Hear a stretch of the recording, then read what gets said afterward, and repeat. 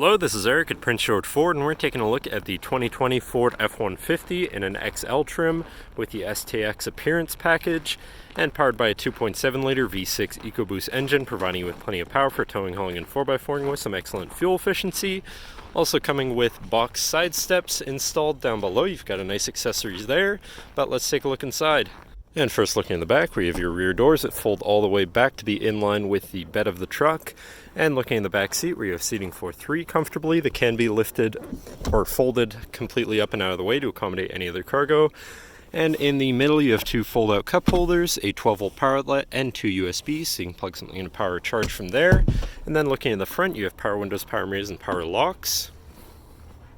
And now sitting on the truck with it running and looking at the steering wheel, on the right-hand side you have your hands-free phone and radio controls, and on the left you have your cruise controls as well as your controls for your center info screen here, where you can look at your trip 1 and 2 information, fuel economy, fuel history, compass, and auto start stop status. So when your vehicle is sitting idle, the engine will shut off to cut down on emissions and save you some fuel.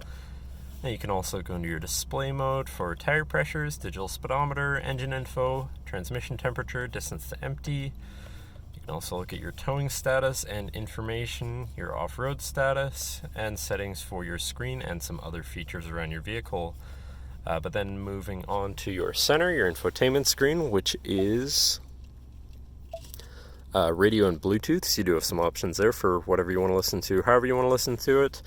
Then you have your Bluetooth phone controls, whatever apps you may have installed, and then settings for your screen and some other features around your vehicle.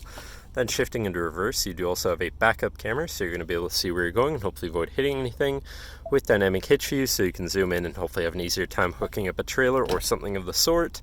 Then above your screen you have your traction control shutoff, hazards, and your auto start stop shutoff. Moving down from your screen you have your media controls and your climate controls, pretty simple, easy to use. To the left of that you have your 4x4 controls with a locking rear differential and a small cubby beneath it. And on the right you have a 12-volt power outlet, as well as having another 12-volt right here with two USBs and a shelf where you can put your device while it's charging.